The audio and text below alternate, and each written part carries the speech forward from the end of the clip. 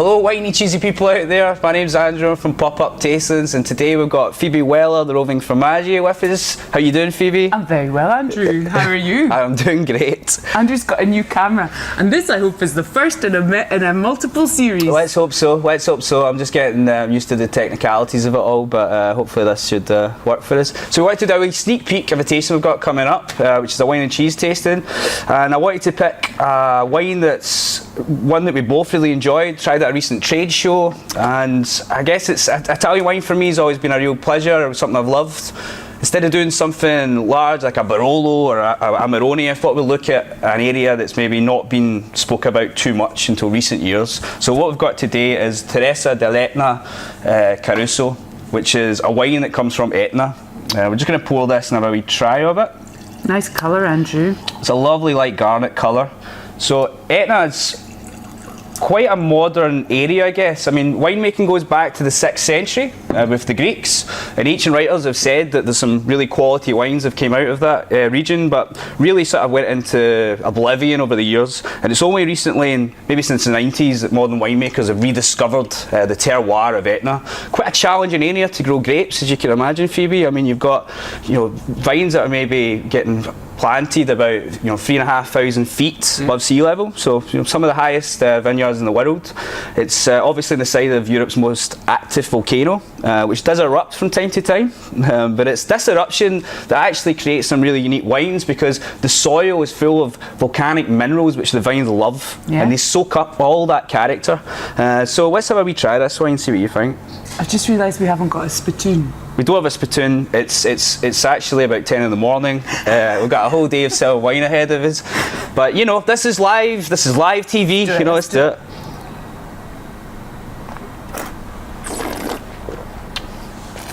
So really soft. This wine's meant to be an introduction to the wines of Etna. There's some very low tannins in there. There's not too much oak. This has only had 6 months oak in there.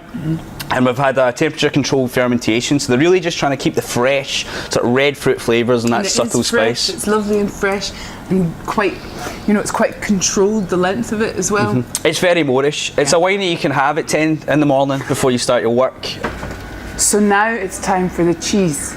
Here's the cheese. As Andrew said, this is we're just playing about a little bit and just giving you a sneak peek into the process of the wine and cheese matching. So I've got 4 cheeses that we're just going to have a little look at. I'm not going to go into any detail about them at all, apart from saying the name and whether they go with the wine, and how we go about deciding whether things match with other things. So let's try this one first. This is Carrick. It's a new Scottish cheese. Okay, let's give this a wee try. Here we go. Cow's milk. The answer machine is going to beep. Alright, so quite controlled, again, lovely round flavours. I think this might be a good one. I think the first one might be it.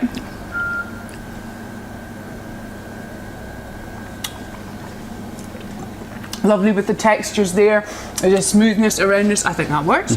It's quite a subtle cheese. It kind of works with the subtle flavours you get in the wine. It's not overpowering.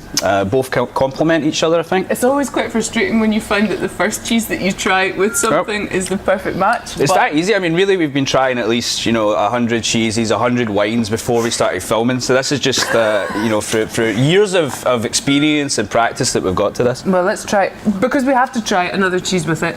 Let's try that. So what's this cheese we've got for you? So it's also a Ratti. This is the go-to whenever we've got a difficult matching to do. This is the one that keeps coming back because it's got sweetness. Oh, fucking sorry. It's a bit creamier. A bit creamier, a bit softer, a bit rounder, a bit sweeter. Oh, it's lovely. What a lovely cheese. Always.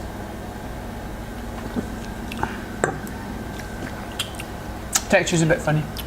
But it really brings out the sweetness in the cheese. Let's get that real buttery, sweet milk character coming, which again, not overpowering the wine. So I really do see this one working. I actually might even prefer the second one. This is also good because sometimes when we're doing this process, we forget which are the good matches. So actually, this is a very useful interaction because we can then go back through. We wanted to try something volcanic with it, so we've got one more cheese. No, we've actually got 2 more cheeses. So this is Fourme d'Ambert, blue cheese from France. I love this cheese. That is a lovely cheese. Yeah. Again, that minerality, beautiful creaminess. It's got that real stony character as well. It's a lot of mineral notes. Yep. I don't think those two work together. I think you can really taste the cheese and really taste the wine. What we want is some melding together, some waves of flavour that work together in perfect harmony. Yeah, it's a little bit too overpowering for the gentle wine we have here. Yeah, man. I think you're really going to need to get something a bit bigger to stand up to some of those intense flavours. Last cheese, even though I think we're maybe making our mind up with one of the first two. So this is Gorgonzola Dolce, because you have to try something Italian. Northern Italian cheese. Lovely tangy flavours, are quite salty as well in character, this one. Like fruit, loads of fruit. Kind of those kind of overripe, what do you call those? Plums. Plums, overripe plums. I just swallowed that without leaving any in my mouth for the cheese and wine explosion.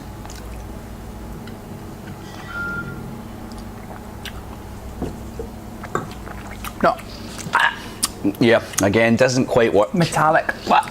Really bad taste left in the mouth there with that. I think again you're going to match something like this with some wine. You're going to need something a little bit bigger, you know, a little bit maybe some more sweetness to it, a little bit more body, slightly overpowering, not great. So I think the first two, I might be sold on the second matching, but you know what? You'll have to wait and find out. You'll have to come to the tasting. You have to come to our tasting. So it's at Siempre, 19th of May, Friday night. It starts from 7 and goes on to whenever the hell we finish all the bottles.